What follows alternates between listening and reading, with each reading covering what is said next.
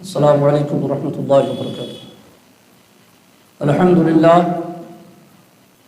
للہ الذی حمدا کثیرا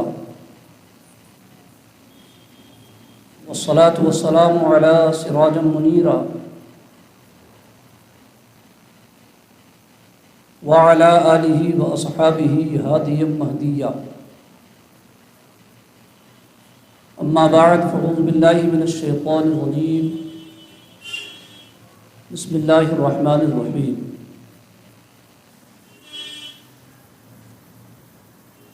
وَإِن كُنتُمْ فِي رَيْبٍ مِّمَّا نَزَّلْنَا عَلَىٰ عَبْدِنَا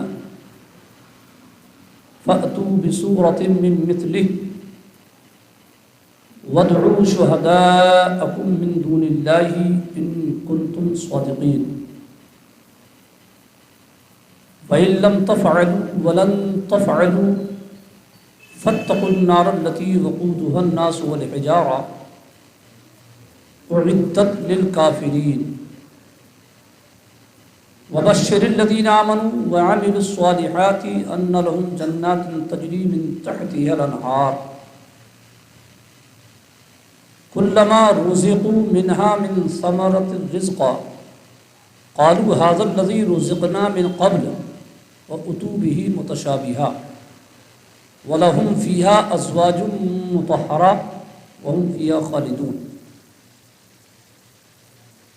صدق اللہ العظیم وصدق رسولہ النبی الکریم ونحن علی ذلک لمن الشاہدین والشاکرین والحمد للہ رب العالمین۔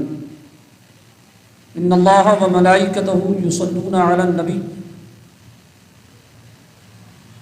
یا ایھا الذین آمنوا صلوا علیہ وسلموا تسلیما۔ اللہم صل علی سیدنا مولانا محمد وعلى آل سيدنا مولانا محمد وبارك وسلم صلاة وسلاما عليك يا رسول الله۔ الله رب محمد صلى عليه وسلم، نحن عباد محمد صلى عليه وسلم۔ اللہ کی سرتابہ قدم شان ہے یہ، انسان نہیں انسان وہ انسان ہیں یہ۔ قرآن تو ایمان بتاتا ہے انہیں، ایمان یہ کہتا ہے میری جان ہے یہ۔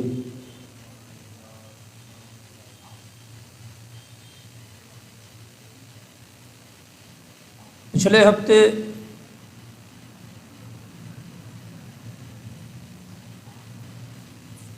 یہ بیان کیا گیا تھا کہ اللہ تبارک و تعالی نے تمام لوگوں کو یہ حکم دیا کہ اس رب کی پوجا کرو، عبادت کرو جس نے تمہیں اور تم سے پہلے لوگوں کو پیدا فرمایا،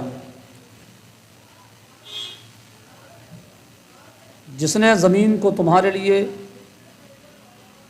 بچھونا بنایا، آسمان کو عمارت بنایا، آسمان سے پانی نازل فرمایا وغیرہ وغیرہ، اس میں مطلب بیان کیا گیا تھا۔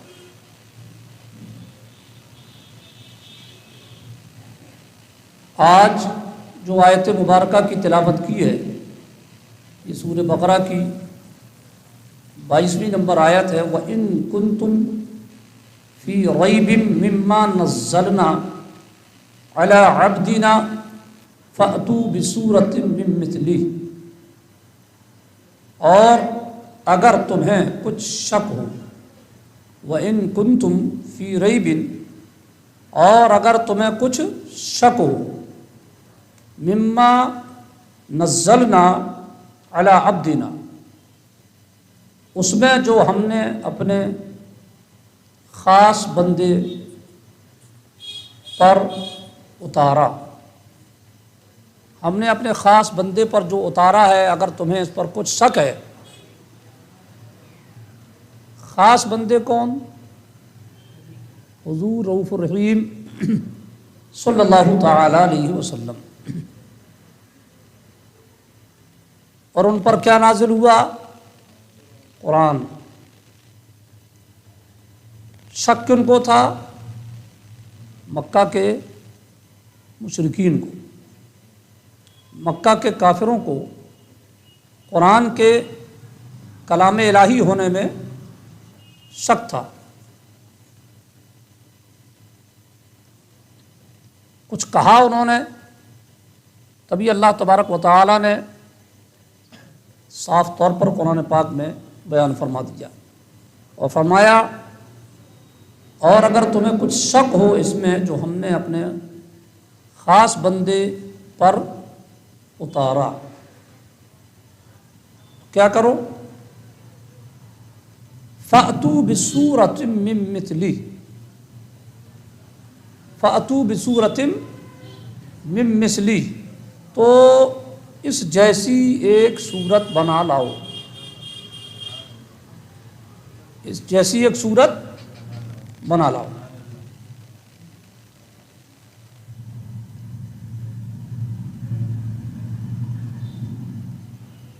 کتنا بڑا بڑا مچھر ہے بھیا یہاں۔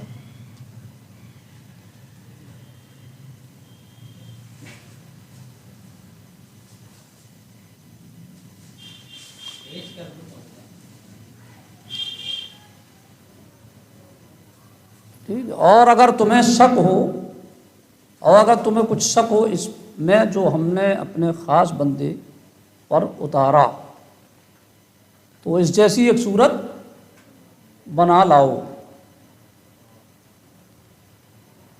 اکیلے نہ کر سکو تو کیا کر لو؟ وَادْعُوا شُهَدَاءَكُمْ، اور اللہ کے سوا، من دون اللہ، اور اللہ کے سوا اپنے سب حمایتیوں کو بھی بلا لو۔ اللہ کے علاوہ تم اپنے سب حمایتیوں کو بھی بلا لو، مل جل کر کے ایک ایسی صورت تو بنا کر کے لاؤ، ان کنتم صادقین، اگر تم سچے ہو۔ یعنی تم جو قرآن کے کلام اللہ ہونے پر جو شک کر رہے ہو، اللہ تبارک و تعالی نے فرمایا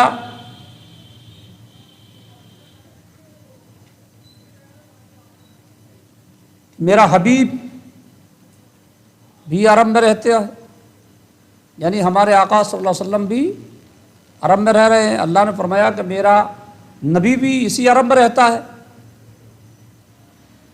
تم بھی عربی جانتے ہو، وہ بھی عربی جانتے ہیں۔ ظاہری اعتبار سے تم پڑھے لکھے ہو، تم نے پڑھا لکھا ہے، کسی سے سمجھا ہے، تمہارے کچھ استاد ہیں۔ میرا محبوب کسی سے پڑھا نہیں، نہ اس کا کوئی استاد، نہ وہ کسی کے پاس پڑھنے کے لیے گئے۔ اس کے باوجود تم اگر یہ کہہ رہے ہو کہ یہ انہی کا بنایا ہوا کلام ہے، تو ظاہری اعتبار سے انہوں نے کہیں پڑھا بھی نہیں، کسی کے پاس گئے بھی نہیں، لیکن تم نے پڑھا بھی ہے، سمجھا بھی ہے، تمہارے استاد بھی ہیں، تم بھی عربی جانتے ہو، تو چلو تمہارا دعویٰ ہے کہ قرآن انہی کا کلام ہے، تم بھی عرب کے ہو، تم بھی پڑھے لکھے ہو، اس جیسی ایک صورت بنا کر کے لے آؤ، اور اکیلے نہیں، اپنے سب ساتھی براتیوں کو بھی بلا لو، اور اس کے بعد مل جل کر کے قرآن کی ایک آیت کی طرح تم لا کر کے دکھاؤ۔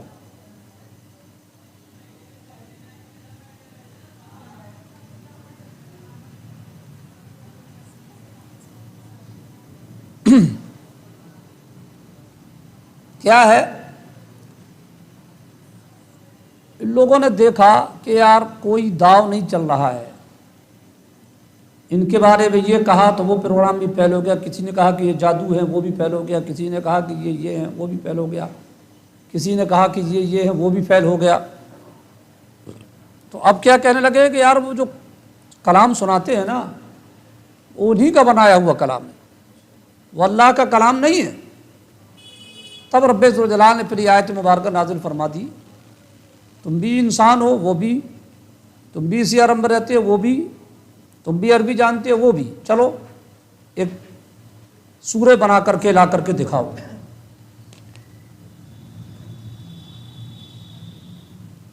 اور قرآن نے پھر آگے فرما بھی دیا، فَإِن لَّمْ تَفْعَلُوا، پھر اگر نہ لا سکو، پھر اگر نہ لا سکو،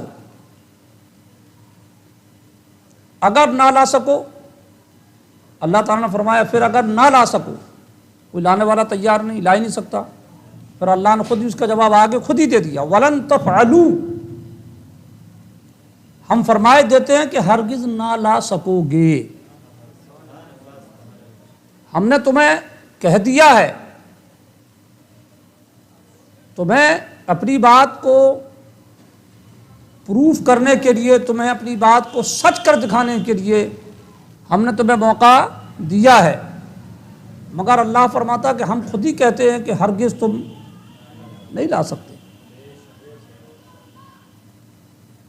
نہیں لا سکتے تو کیا کرنا ہے؟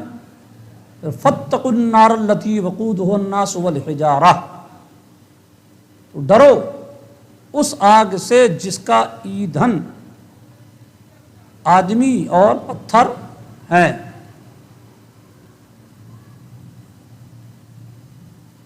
جس کا ایندھن کیا ہے؟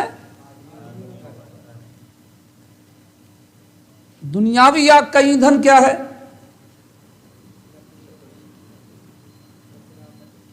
دنیاوی آگ کا ایندھن کیا ہے؟ دنیا میں آگ کو بھڑکانا تو کیا کرنا پڑے گا؟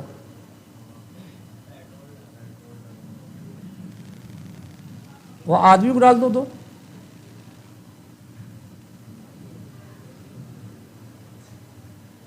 آگ جلے گی کہ بجھ جائے گی؟ بجھ جائے گی، کہاں جلے گی بھائی؟ اس کی چربی عربی سے آگ بجھ جائے گی۔ مگر پیٹرول ڈال کے کسی اوپر چھڑک دیا وہ بات الگ ہے، لیکن کسی آپ کو یا کہیں آگ جل رہی ہو، اسی میں آدمی کو ڈال دیا جائے تو آگ اتنی بھڑکے گی نہیں، پتھر ڈال دیا جائے تو آگ دنیا میں بجھ جائے گی، مگر جہنم کی جو آگ ہے اس کا ایندھن ہی آدمی اور پتھر ہے، اللہ کی پناہ۔ اتنی بڑی ہے جہنم، سارا حساب کتاب ہو جانے کے بعد سب لوگوں کو اس میں ڈال دیا جائے گا، جو بھی اللہ تبارک و تعالیٰ جن سے ناراض ہو کر جنہیں ہمیشہ ابدی جہنمی بنا دے گا، انہیں ڈال دیا جائے گا، پھر بھی جہنم پکارے گی حل میں مزید، اور کچھ بھی ہے؟ یعنی ابھی جہنم بھرا نہیں، جہنم کا پیٹ خالی ہے، حل میں مزید، اور کچھ ہے؟ پتھروں کو ڈالا جائے گا۔ دنیا میں جن کے ان کے معبودان باطلہ ہیں، دنیا میں جتنے ان کے معبودان باطلہ ہیں، یہ سب بھی اس میں ڈال دیے جائیں گے، اور باقاعدہ یہ جب جائیں گے تو وہاں دیکھیں گے ان کو جلتے ہوئے بھنجتے ہوئے، ان کو دیکھیں گے، جب انہیں جلتے ہوئے دیکھیں گے تو انہیں اور زیادہ افسوس ہوگا۔ کہا ہے یار، ساری زندگی کرتے رہے، گاڑی روک روک کے، کیا ہے یہ؟ آپ بھی یہیں تشریف لے آئے، ہے نا؟ چاہے 10-15 ہاتھ والا ہو، چاہے وہ لمبی سونگھ والا ہو، چاہے وہ لمبی جیب والا ہو، سب اندر وہ جہنم کو اور اس سے بھڑکایا جا رہا ہوگا۔ وہی فرمایا وقودها الناس والحجارہ، آدمی اور پتھر جس کا ایندھن ہے، اس آگ سے بچو، اور وہ آگ ہے جہنم کی۔ یعنی جب یہ تمہیں سمجھ میں آ گیا کہ یہ کلام الہی ہے، یہ محمد عربی صلی اللہ علیہ وسلم کا لکھا ہوا بنایا ہوا کلام نہیں ہے، جب یہ سمجھ میں آ گیا تو پھر اپنے آپ کو اس خیال سے روکو، اس عقیدے سے روکو، اور اس قرآن پر ایمان لا کر اپنے آپ کو جہنم سے بچاؤ، جس کا ایندھن آگ اور پتھر ہے، وہ آدمی اور پتھر ہے۔ اعدت للکافرین، جو تیار رکھی ہے کافروں کے لیے، اسپیشلی طور پر آگ کے جہنم کے تیار کرنے کا مقصد اور جہنم بنانے کا مقصد ہے کفار و مشرکین، غیر خدا کی پوجا کرنے والے، خدا سے دشمنی مول لینے والے، اسپیشلی طور پر جہنم انہی کے لیے بنی۔ مگر شیطان کے بہکاوے میں ہم میں سے جو لوگ الٹی سیدھی حرکت کریں گے انہیں بھی کچھ سزا بھگتنے کے لیے اس میں ڈالا جائے گا۔ اگر ایمان سلامت ہے تو سزا بھگتنے کے بعد پھر انہیں نکال دیا جائے گا، اور نکال کر کے پھر اللہ تعالیٰ اپنے فضل سے اپنے حبیب کے صدقے میں انہیں جنت میں داخلہ عطا فرمائے گا۔ ورنہ اگر دیکھا جائے تو قرآن صاف کہہ رہا ہے نا، اعدت للکافرین، جہنم کس کے لیے بنی ہے؟ کافروں کے لیے، کیونکہ وہ جب اندر جائیں گے تو پھر انہیں نکالا نہیں جائے گا۔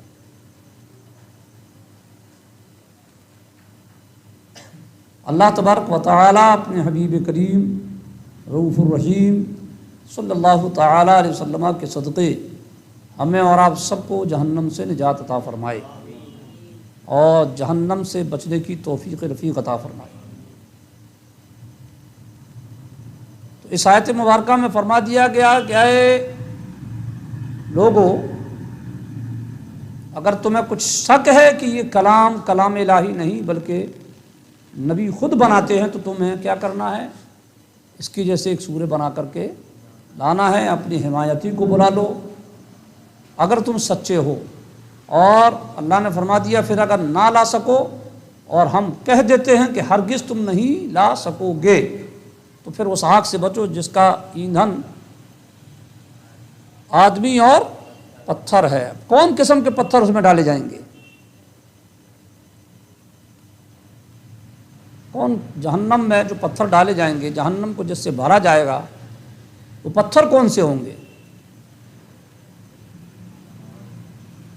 تو پہلے نمبر پر تو یہی ان کے تمام معبودان باطلہ جن کی پرستش کرتے ہیں، کیونکہ پتھر ہی ہے، حقیقت سے ان کا کوئی تعلق، کوئی بھی دیوی دیوتا کا ان کا وجود ہی نہیں ہے ہی نہیں کوئی نا۔ سب کے کیا بنے ہوئے ہیں؟ مجسم، پتھر، بت بنے ہوئے۔ حقیقت میں خدا کے علاوہ جب کوئی ہے ہی نہیں تو ملے گا کہاں تجھے؟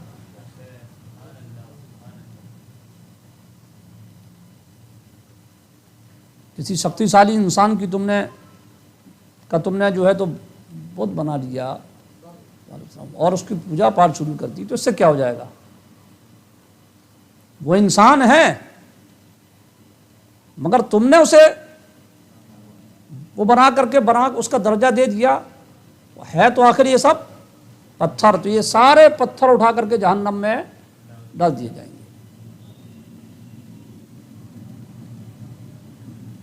ابھی کم نہیں ہے، یہ بہت ہیں، پوری دنیا کا اگر معائنہ کیا جائے تو یہ بہت ہیں۔ اس کے علاوہ بھی یہ دنیا بھی پہاڑ بھی اس میں ڈال دیے جائیں گے، کیونکہ ان بت کا بھی کوئی قصور نہیں جن کو انہوں نے پوجا، ان چٹانوں اور پہاڑوں کا بھی کوئی قصور نہیں، ان کا کیا قصور ہے؟ تو انہیں بطور سزا نہیں ڈالا جائے گا، بطور سزا انہیں جہنم میں نہیں ڈالا جائے گا۔ سزا کیا؟ ان کی کیا سزا؟ پتھر نے کیا کیا؟ کھڑے ہیں، چٹان کھڑی سیدھی، ایک آدمی پینٹ لے کے گیا اس میں بنا دیا، وہ کل سے چالو ہو گیا، وہ کیا کرے بیچارہ؟ کیا کرے گا وہ؟ مگر جہنم میں سب ڈالے جائیں گے۔ وہ ڈالنے کا مقصد جہنم میں ان کے کیا ہوگا؟ تاکہ ان کے جو پجاری تھے دنیا میں وہ دیکھیں گے، اور دیکھ کر کے ان کی تکلیف اور بڑھے گی۔ افسوس، باپ رے باپ، ہم کیا کرتے رہے؟ جن کو حاجت روا سمجھا، جس کو مشکل کشا سمجھا، جس کو سب سمجھا، آج انہی کا حال یہ کہ ہمارے ساتھ جہنم میں۔ وہابی فرقہ جو ہے وہ بھی اپن لوگوں کو بھی ایسی کہتا، معلوم سمجھ میں آیا؟ وہابیوں کا خیال یہ ہے کہ ہم لوگ بھی جو ہے نا बुजुर्गों को पूजते, है ना ये नजरिया उनका। क़यामत में देखना इन्हें भी जब जहन्नम में डाल दिया जाएगा, पुजारी और जिनको पूजा जाता है ये सब जहन्नम में डालेंगे, वहाँ देखना तुम्हारी हसरत का क्या हाल होगा। मतलब ये कि ये बुजुर्गान दिन जो इनके नज़दीक क्या बन गए, पत्थर मिट्टी, इनको अपन मान रहे तो इनकी निगाह में क्या कर रहे हैं, पूजा कर रहे हैं। मतलब वो भी जहन्नम में, सारी कब्रें जहन्नम में, सारी मिट्टी पत्थर जहन्नम में, और उनको पूजने वाले यानी हम लोग भी जहन्नम में। ये उनका नज़रिया। जिस दिन तुम इस चीज़ को समझ लो कि हकीकत में अगर कोई मुसलमान उन्हें पूजता है कि न बुजुर्गों को, यकीनन मुशरिक है, यकीनन मुशरिक है। मगर बुजुर्ग क्या क्या कसूर इसमें, बुजुर्ग क्या क्या कसूर। कोई गरीब नवाज को कहे कि गरीब नवाज खुदा है माज़अल्लाह, तो इसमें गरीब नवाज का क्या कसूर है। हुजूर गौसे आज़म को अगर कोई कहे कि ये खुदा हैं, उनका क्या कसूर। कसूर इसका है ना जिसने शिरक किया। तो उन लोग, ये जो वहाबी फिरका ना बगाल बोलता है, अपन को क्या बोलते हैं ये लोग, मुशरिक।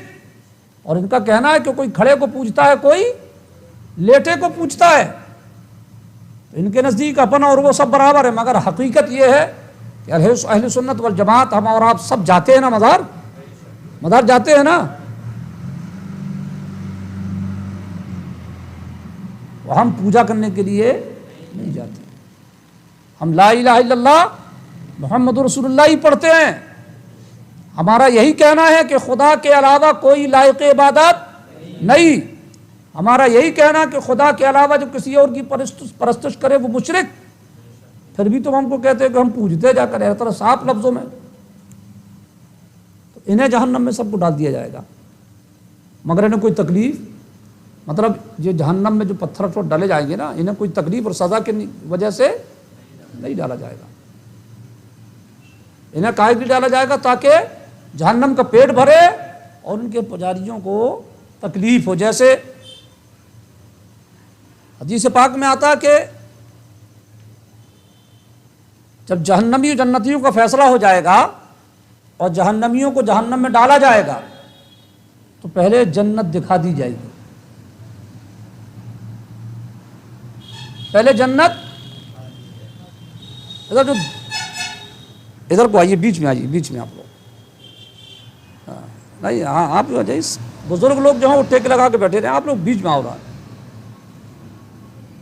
हर मजलिस के कुछ आदाब होते हैं, मालूम है ना, हर मजलिस के कुछ आदाब होते हैं। जैसे मस्जिद के आदाब क्या हैं, मस्जिद में दाखिल हो तो निगाहें नीची हो, बहुत अदब व एहतराम के दायरे में अंदर हो, सीधा कदम दाखिल करो, बिल्कुल अदब से दुआ पढ़ो, हुजूर पर दुरूद व सलाम भेजो, और अदब से जाकर के मस्जिद में एक तरफ अपना वज़ू वगैरह बना करके बैठ जाओ। न खांसना है, न खकारना है बिला वजह, न हल्ला मचाना है, न चीखना है, न चिल्लाना है, अल्लाह अल्लाह करना है बस। ये मस्जिद के आदाब हैं, क्योंकि वो अहकमुल हाकिमीन की बारगाह है। पीर की बारगाह में हाजिर हो तो हुक्म ये है, अपने आप को, ख्याल को, दिलो दिमाग को बिल्कुल संभाल कर बैठो वहाँ पर। दिलो दिमाग इधर उधर ना जाए, ख्यालात भी जो उल्टे सीधे आते हैं उसको भी ज़रा संभालने की कोशिश करो, क्योंकि पीर की बारगाह में हाजिर है।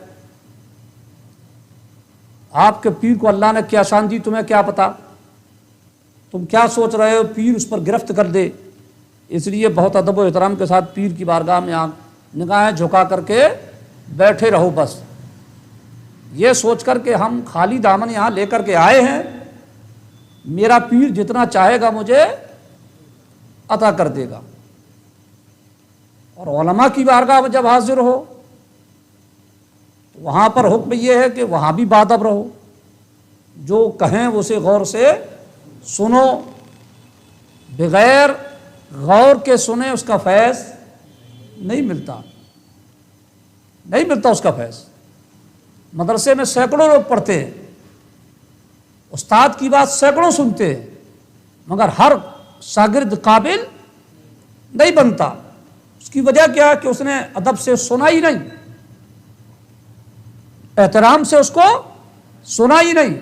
ادب و احترام سے جو آدمی سنتا ہے استاد کا فیض بھی اس کو ملتا ہے، سمجھ میں آیا نا۔ اور ایسا ہی رسم ادا کرنے کے لیے بیٹھ گئے، کوئی گٹکا مار رہا ہے، استاد کون دیکھ رہا ہے، مر لیا، دیجے سے نیچے منڈی کیا، بیٹھے۔ کیا ہے یہ؟ جب ادب نہیں تو رب بھی کچھ دینے والا نہیں، رب کے یہاں سے بھی کچھ ملنے والا نہیں۔ اور وہ نادان شاگرد یہ سمجھتا ہے کہ استاد دیکھ نہیں رہا، استاد سب دیکھتا ہے، کیونکہ وہ بھی کل شاگرد تھا، اسے بھی کچھ نہ کچھ آئیڈیا تو ہے نا کہ کون کتنے احترام سے بیٹھا ہے۔ اس کی باتوں کو سنو، جو بات سمجھ میں نہیں آئے اسے پوچھو۔ پیر کی بارگاہ میں سر جھکا کر بیٹھ جاؤ اور علماء کے سامنے بیٹھو تو ان کو دیکھو، وہ جو سمجھا رہے ہیں اس کو سمجھو، نہ سمجھ میں آئے تو پوچھو۔ اور مجلس میں بالکل قریب قریب ہو کر بیٹھنے میں اللہ کا فضل و اس کی عنایتیں زیادہ ملتی ہیں۔ دور دور بیٹھنے میں دیکھنے میں بھی اچھا نہیں لگتا اور محفل کی برکت بھی ختم ہو جاتی ہے۔ اسی لیے تو نماز پڑھتے وقت صفوں کو بالکل ٹھوس ٹھوس کے بالکل کہا گیا کہ بالکل قریب قریب چپک چپک کے کھڑے ہو جاؤ۔ اللہ اس کے رسول کو یہی پسند ہے۔ محفل میں خالی جگہ رہے اور ادھر ادھر کر کے چھتر چھتر کے بیٹھ جانا یہ اللہ اس کے رسول کو پسند نہیں ہے۔ محفل کے آداب میں سے ہی، اور یہ محفل جو ہے درس کی محفل، یہ تو بالکل یہ کہ فیس ٹو فیس۔ ہاں وہ جو قوالی والی چلتی ہے نا، تو چونکہ وہاں نوٹ دینے والوں کے لیے جگہ چھوڑی جاتی ہے کہ کہیں ایسا نہ ہو کہ کسی کو لات لگ جائے، کسی کو ہاتھ لگ جائے، اور 10 کا نوٹ لے کر دوڑ کے آئے گا بیچارہ، وہ دے گا قوال کو، پھر بھاگے گا وہ، پھر دوسرا آئے گا، تو راستہ کلیئر رہے اس وجہ سے جگہ چھوڑ دی جاتی ہے، دونوں سائڈ پہ بیٹھ جایا کرتے ہیں، ہے نا۔ اللہ تبارک و تعالی ہم اور آپ کو با ادب بننے کی توفیق رفیق عطا فرمائے۔ ہم یہ عرض کر رہے تھے کہ جہنمیوں کو جب جہنم میں ڈالا جائے گا نا، اس سے پہلے انہیں جنت دکھائی جائے گی۔ اللہ رحم فرمائے، کرم فرمائے، مجھے اور آپ سب کو جہنم سے نجات عطا فرمائے۔ ذرا اس منظر کو رکھیے، اور یہ ہمیشگی والی فائنل، اب کوئی معاملہ نہیں کہ تمہیں نکالا جائے گا، بالکل کب تک کوئی انتہائی نہیں، کائی کی انتہا، ختم، ہمیشہ ہمیش ختم، یہ جنتی جہنمی معاملہ ختم۔ ابھی تو ایک ہے نا دنیا ہے، کچھ دن بعد ختم ہوگی، پھر یہ ہوگا، پھر یہ ہوگا، اس میں کچھ نہیں۔ جب جہنمیوں کو جہنم لے جائے گا تو جنت باہر سے دکھائی جائے گی، اور جنت کے عیش و آرام، خوبصورت محل، باغ، دنیا جس کا تصور نہیں کر سکتی، اتنا خوبصورت نظارہ انہیں دکھایا جائے گا،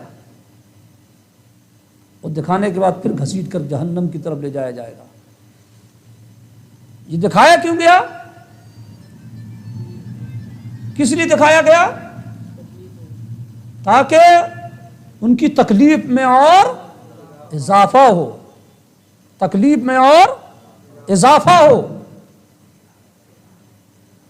یعنی 10% اگر تکلیف ہے جہنم جانے میں، سمجھ لیجئے دکھانے کے بعد اس کی تکلیف وہی 20% ہو جائے گی۔ اس لیے اسی طرح جہنمیوں میں ان کے بت بھی ڈالے جائیں گے جہنم میں، تاکہ یہ اپنے بتوں کو دیکھ کر کی تکلیف میں اور اضافہ ہو۔ اور جنتیوں کو جب جنت میں پہنچایا جائے گا تو باہر سے انہیں جہنم دکھا دی جائے گی۔ استغفر اللہ، لا الہ الا اللہ، محمد رسول اللہ صلی اللہ علیہ وسلم۔ باہر سے دکھا دیا جائے گا جنتیوں کو، جنتی دیکھ کر کے ان کے رونگٹے کھڑے ہو جائیں گے، اور جنت میں پہنچیں گے تو اللہ کا اور شکر ادا کریں گے، ان کی خوشی اور بڑھ جائے گی کہ مولا تیرا فضل ہے، تو نے ہمیں ایسے کاموں سے بچایا، ان کی خوشی اور بڑھے جنت میں پہنچنے کے بعد۔ تو بہرحال جنت میں، جہنم میں پتھر بھی ڈالے جائیں گے، صفا مروہ بھی پہاڑ ہیں، وہ بھی پتھر ہے نا، مگر وہ جہنم میں نہیں ڈالے جائیں گے۔ حجر اسود بھی پتھر ہے، اسے جہنم میں نہیں ڈالا جائے گا۔ مقام ابراہیم جس پر حضرت ابراہیم علیہ السلام کھڑے ہو کر کے کعبہ بناتے تھے وہ بھی پتھر، مگر اسے بھی جہنم میں نہیں ڈالا جائے گا۔ حضرت صالح علیہ السلام کی اونٹنی جس چٹان سے نکلی تھی، چٹان پھٹی تھی، اونٹنی نکلی تھی جیسے، وہ بھی جہنم میں۔ کچھ ایسے پتھر ہیں جن کو خاص نسبت ہے اور حدیث میں ان کا ذکر ہے، وہ جہنم میں نہیں ڈالے جائیں گے، باقی سب ڈال دیے جائیں گے۔ اور اس لیے نہیں کہ انہیں تکلیف ہو، ان کا کوئی معاملہ نہیں، بلکہ انہیں ڈال دیا جائے گا مگر انہیں سے کوئی تکلیف۔ ہاں، جیسے جہنم میں بھی کچھ فرشتے رہیں گے نا عذاب دینے کے لیے، جہنم میں رہیں گے نا فرشتے، جہنمیوں کو ایک ہتھوڑا ماریں گے تو وہ بالکل ریزہ ریزہ ہو جائیں گے، پھر اس کے بعد وہ پورا جسم ان کا بن جائے گا، پھر ہتھوڑا پڑے گا، پھر جسم ریزہ ریزہ ہو جائے گا، یہی سب چلتا رہے گا۔ تو یہ جو جہنم میں جو فرشتے رہیں گے انہیں تکلیف ہوگی کیا؟ جہنم میں اندر رہنے کے باوجود انہیں کوئی تکلیف نہیں ہوگی۔ جہنم میں اس قسم کے وہی فرمایا وقودها الناس والحجارہ، ہر قسم کے پتھر۔ کچھ پتھر دنیا میں ایسے بھی ہیں جن میں آگ لگتی جلتی ہے، یعنی آگ میں جلدی بھڑکتے ہیں، وہ پتھر میں آگ لگتی ہے اور جلدی بجھتی نہیں ہے۔ اور کچھ ایسے بھی ہیں جن میں یہ بھی ہے اور اس کے ساتھ ساتھ اس آگ میں بدبو ہوتی ہے۔ جیسے اپنے گھروں میں جو آگ جلتی ہے مان لیجیے اس میں کوئی بدبو نہیں ہوتی، مگر جہنمی جو آگ ہوگی اس میں گرمی کے ساتھ ساتھ بدبو بھی ہوگی۔ بہرحال نہ جنت کی خوبیوں کی کوئی انتہا ہے اور نہ جہنم کے عذاب کی کوئی انتہا ہے، بس یہ کہ وہ سزا ہے، یہ جزا ہے، یہ فائدہ ہے اور وہ نقصان ہے۔ اللہ تعالیٰ اپنے فضل سے ہر مسلمان کو جنت عطا فرمائے، جہنم سے نجات عطا فرمائے۔ اس کی دعا کثرت سے مانگنا چاہیے، کثرت سے اس کی دعا مانگنا چاہیے۔ مطلب مانگتا وہی ہے جس کو ضرورت ہوتی ہے، بات صاف ستھری ہے نا، مانگے گا بھائی جس کو ضرورت ہوگی۔ میرے پاس 1,00,000 روپے ضرورت نہیں، کیوں مانگوں گا؟ نہیں مانگنا، نہیں ہے تو میں مانگوں گا۔ تو اب جو رب سے مانگتا ہے اسے ضرورت ہے۔ اب اگر آپ کو ضرورت ہے تو مانگیے، نہیں ضرورت ہے تو آپ جانیے۔ آپ کو ضرورت ہے تو جنت مانگیے، آپ کو ضرورت ہے جہنم سے بچنے کی تو مانگیے کہ اللہ جہنم سے نجات عطا فرمائے۔ سمجھ رہے ہیں نا؟ بالکل آسان سی بات، جس کو ضرورت ہو وہ مانگے گا۔ الحمدللہ ہمیں تو ضرورت ہے، اللہ نے اپنے فضل و کرم سے مانگنے کی توفیق عطا فرمائی۔ میں اس لیے بول رہا ہوں کہ آپ اپنے آپ پر غور کریں کہ آپ نے دن بھر میں 1 مرتبہ یہ دعا کی ہے کہ یا اللہ مجھے جہنم سے نجات عطا فرما۔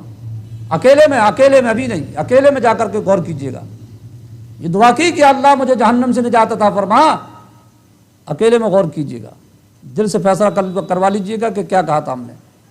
نہیں مانگتے ہم لوگ جہنم سے نجات کی دعا بھی، آج ہم لوگ نہیں مان پا رہے، نہ جنت میں داخلے کی دعا مانگ پا رہے۔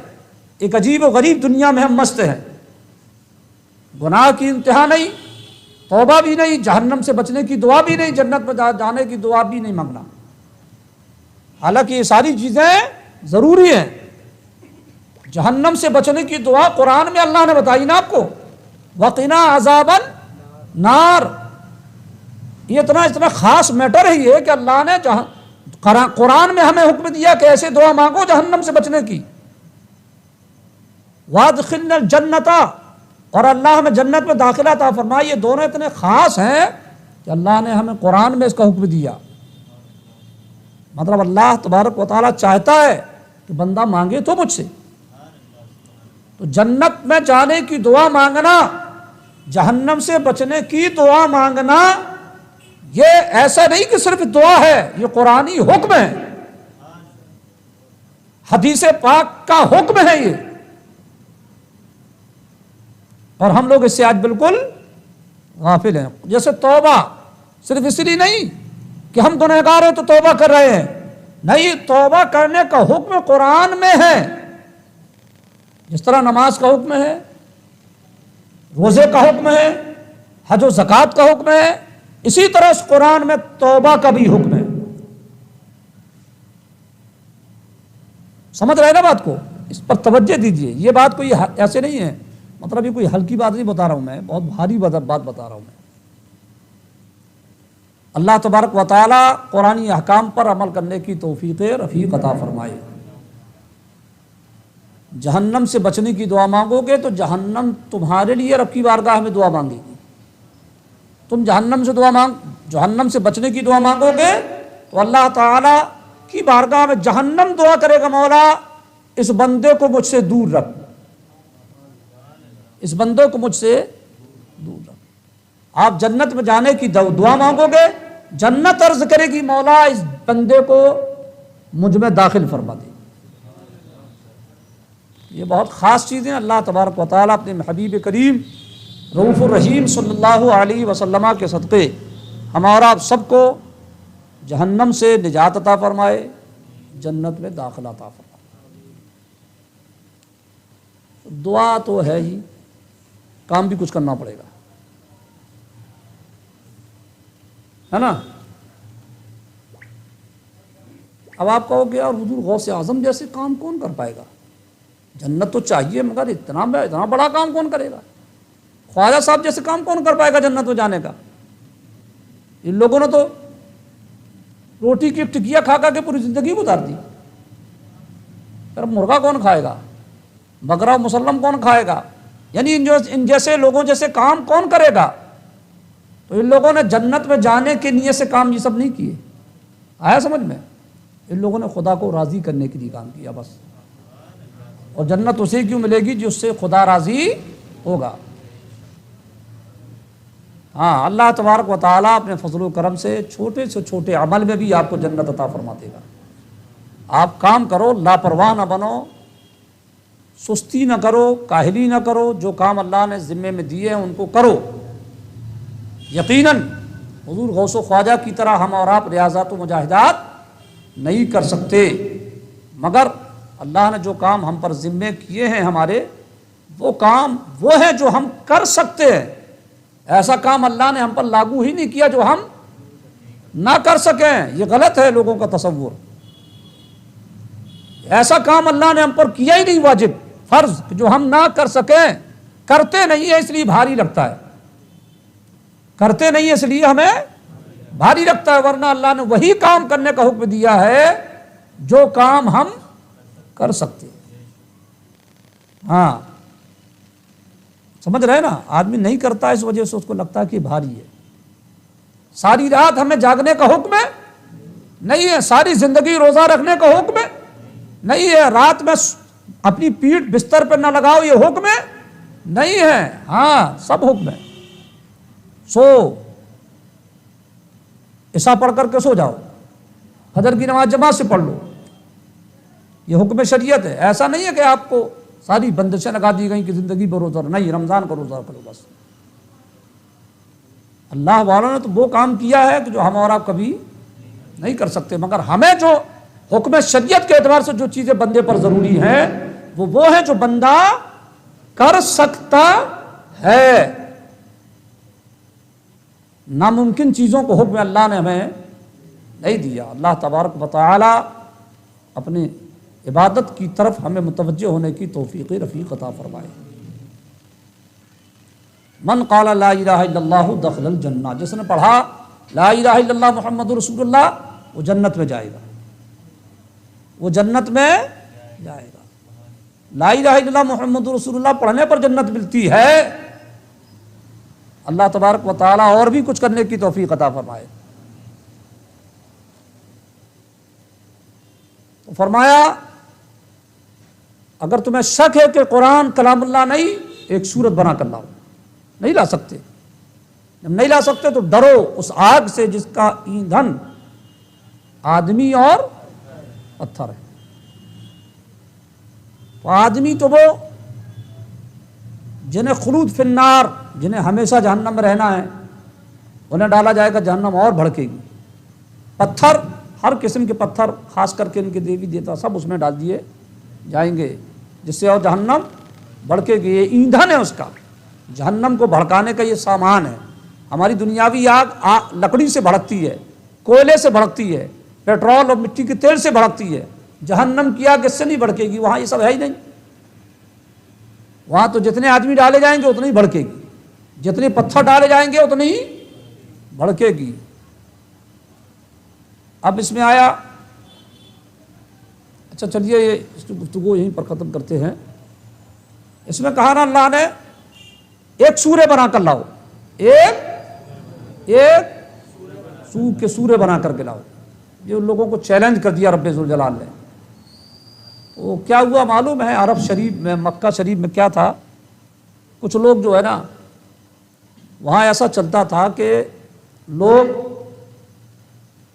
شعر لکھتے، یعنی اپنی بھاشا میں، ہندی میں سمجھ لو اس کو، بڑے بڑے کوی تھے، کوی بیٹھے بیٹھے شعر لکھ دیتے۔ یہ بھی ایک فن ہے، ایسا نہیں ہے کہ سب کو آ جاتا ہے، یہ بھی اللہ جس کو عطا فرما دے، یہ جس کو اللہ عطا فرما دے۔ اور سب سے مشکل فن ہے نعت مصطفیٰ، سب سے مشکل فن ہے، بولیے ذرا ذہن میں رکھیے اس کو، سب سے مشکل فن ہے نعت مصطفیٰ، حضور کی شان میں نعت لکھنا سب سے مشکل ہے۔ یہ آپ کہو کہ کیسے، حضور کی تعریف ہی تو کرنا ہے، سب سے مشکل۔ اعلیٰ حضرت کہتے ہیں یہ تلوار میں چلنے کی طرح ہے، نعت مصطفیٰ لکھنا یہ تلوار میں چلنے کی طرح ہے، دو دھاری تلوار میں چلنے کی طرح ہے۔ اگر حضور کی شان کو بڑھاتا ہے، حد سے آگے بڑھاتا ہے، تب بھی کافر۔ حضور کی شان کو گھٹاتا ہے تب بھی کافر۔ بڑھائے تو کہیں ایسا نہ ہو کہ وہ خدا بول دے، اور گھٹائے تو ایسا نہ ہو معاذ اللہ کہ حضور کی شان کو گھٹا دے، تو دونوں، یعنی اتنا خطرناک میٹر ہے یہ، تلوار میں چلنے کی طرح ہے، نہ گھٹا سکتے اور نہ بڑھا سکتے۔ بڑھاتا ہے تو شان الوہیت تک چلا جائے گا، گھٹاتا ہے تو تنقیص ہوگی، دونوں کے درمیان رہنا ہے۔ ہاں اس کے مقابل میں حمد باری تعالی، بالکل راستہ کلیئر،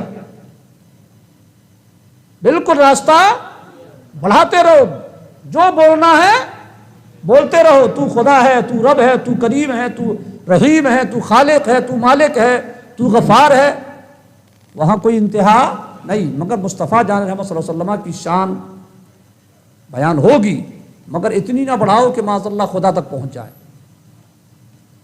یہ بھی ایک فن ہے۔ عرب شریف میں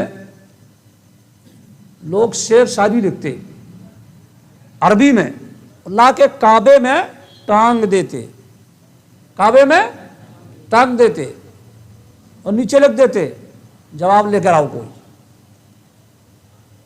ایک تو شعر دو چار پانچ شعر لکھے ان سے تیار کیا عربی میں، اٹھانگ دیا کے، ہے کوئی جو اس کا جواب لے کر کے آئے۔ اب دوسرا سورما کھڑا ہوتا، وہ لکھتا اور لے آ کر اس کے بازو میں اس کا جواب ٹانگ دیتا۔ اس طرح چلتا رہتا رہا۔ بڑے بڑے فصیح و بلیغ عربی میں بڑے اسپیشلسٹ لوگ تھے نا، عربی عرب کی ہے نا، بڑے جانکار، ایک ہی لائن میں نہ جانا کیا کیا کہہ ڈالیں، کچھ ہی کو سمجھ میں نہ آئے، تو وہ لوگ اپنی اپنی باتیں لے کر کعبے کے میں ٹانگ دیتے تھے۔ بڑی بڑی چڑ تھی جس کو قرآن سے، ایک کافر تھا، اس نے قرآن کے مقابلے میں ایک سورہ بنائی، اپنے اعتبار سے ایک سورہ بنانے کی کوشش کی،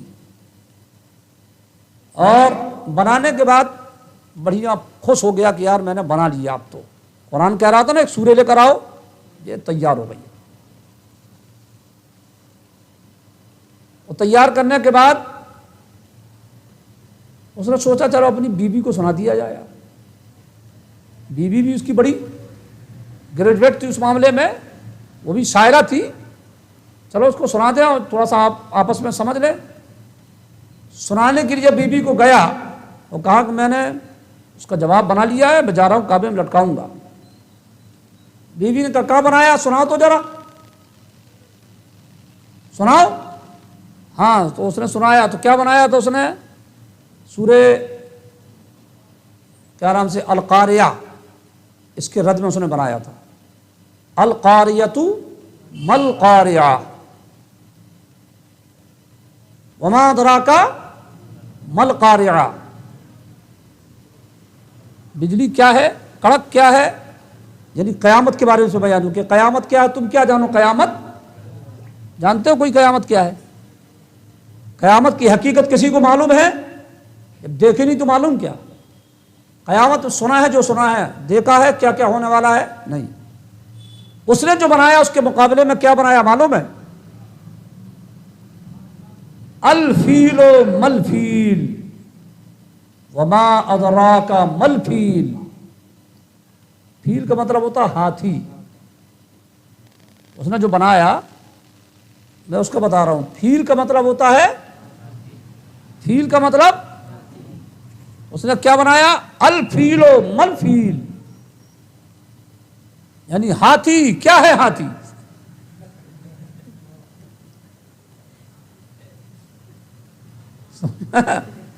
سننے میں ہنسی آ رہی نا۔ اپن لوگ ان کے مقابلے میں عجمی ہیں، گونگے، یعنی عربی ابھی نہیں جانتے اپن لوگ، بس صحیح بھی ہے، کہاں جانتے عربی؟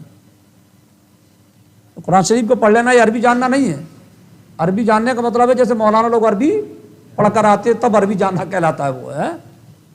تو کیا کہا اس نے، الفیل مل فیل وما ادراک مل فیل، ہاتھی مطلب اس کا ترجمہ کیا، ہاتھی کیا ہے، ہاتھی تم کیا جانو ہاتھی کیا ہے؟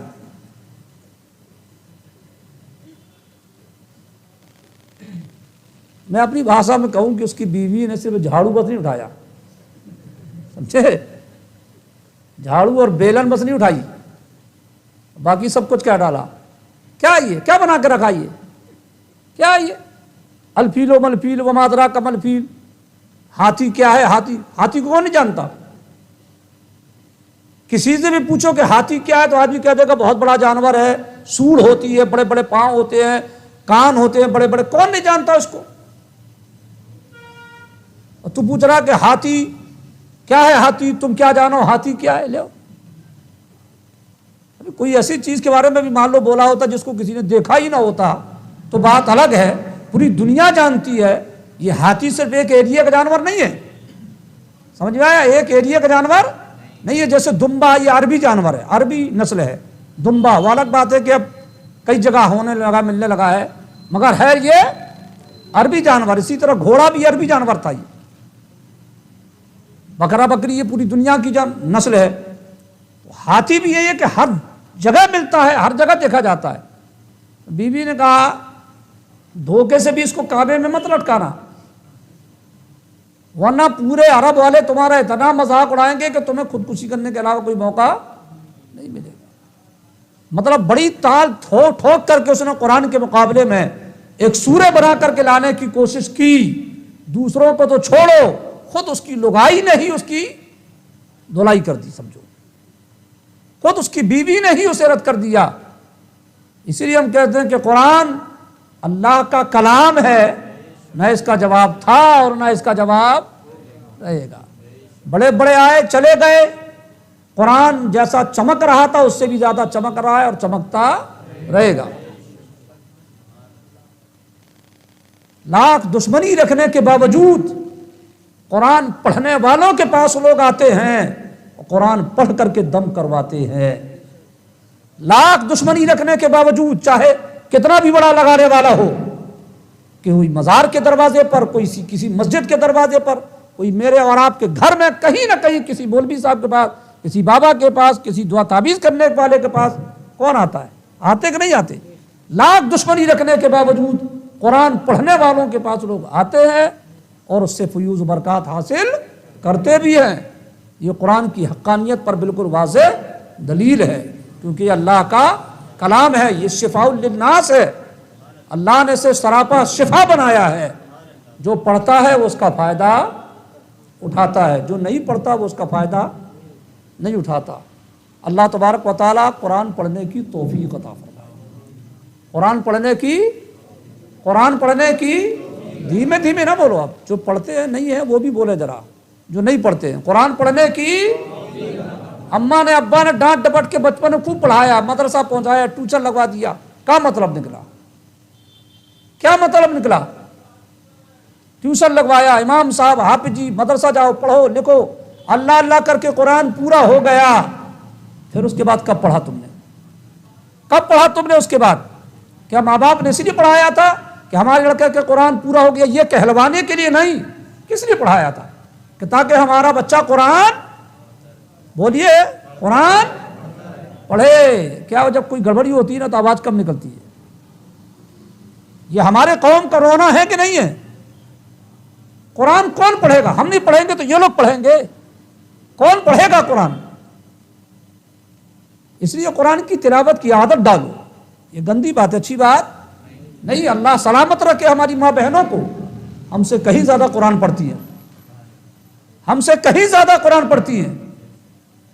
5 सूरे में इतनी सूरे सब पढ़ डालती हैं, कुरान हमसे कहीं ज्यादा पढ़ती हैं। हमारा हाल ये है कि अल्लाह रहम फरमाए, रमजान शरीफ आया तो पढ़ लिया, अब साल भर में एक तो कुरान शरीफ पढ़ने बैठा है तो एक ही रुकू में इसको आधा घंटा लग रहा है। रोज पढ़ा होता तो 20 मिनट के अंदर पारा मुकम्मल। तेरा भी काम, तेरे मरहूमीन का भी काम, तुम्हारे रिस्क में बरकत का सामान, माँ बाप की मगफिरत का जरिया, सब कुछ फायदा सिर्फ तुम्हारे पढ़ने में, सिर्फ तुम्हारे पढ़ने में। कितना काम, घर में बरकत, दुकान में बरकत, माँ बाप के लिए इंतजाम, मरहूमीन की मगफिरत की दुआ, तुम्हारा नामा या माल भर गया नेकियों से। और नहीं पढ़ोगे तो उसका उल्टा होगा, सब उसका सब उल्टा होगा। कुरान नहीं पढ़ोगे, भूल जाओगे तो मनहूसियत, रिस्क से बरकत खत्म, घर बन जाएगा जहन्नम की तरह, कब्रिस्तान की तरह। आए दिन घर में बलाएं, परेशानियां, मुसीबतों के सिवा कुछ नहीं। ताबीज लटकाओगे तो ताबीज में क्या लिखा है? ताबीज में क्या लिखा है? कुरान ही तो लिखा है ना। इसलिए कुरान पढ़ने की आदत डालिए। अल्लाह ताला इसकी तौफीक अता फरमाए। अल्लाह तबारक व तआला अपने फजल से कुरान पढ़ने की तौफीक अता फरमाए। बोलिए, कुरान पढ़ने की तौफीक अता फरमाए। इसको ऐसा ना समझिए, पढ़िए 1 2 आयत, 3 4 आयत, 5 आयत, 2 4 5 आयत भी अगर आपको पढ़ना, पढ़िए जरूर, मगर क्योंकि आलिफ से लेकर या तक ही पूरा कुरान में है। अलग से कुछ नहीं है कि 150-200 अल्फाज में कुरान बनाओ, उतना ही है। आप एक रुकू, आधा रुकू भी अगर रोज पढ़ेंगे तो इंशाअल्लाह कुरान की स्पीड खुद ब खुद बढ़ जाएगी। अल्लाह तबारक व तआला खैर व आफियत की तौफीक रफ़ीक अता फरमाए और कुरान पाक सही समझने की, पढ़ने की तौफीक रफ़ीक अता फरमाए, है ना। अल्हम्दुलिल्लाह, अल्लाह ताला हमारी माँ बहनों को भी, हम सबों को भी पाबंदी से कुरान पढ़ने की तौफीक रफ़ीक अता फरमाए। माँ बाप ने मेहनत से पढ़ाया, उसकी लाद रखिए, पढ़िए। अच्छी आदत नहीं है, भूलते भूलते एकदम बिल्कुल भूल जाओगे। पढ़ते रहोगे तो हमेशा याद रहेगा। वाखिर दावाना अनिल हम्दुलिल्लाहि रब्बिल आलमीन। अस्सलामु अलैकुम।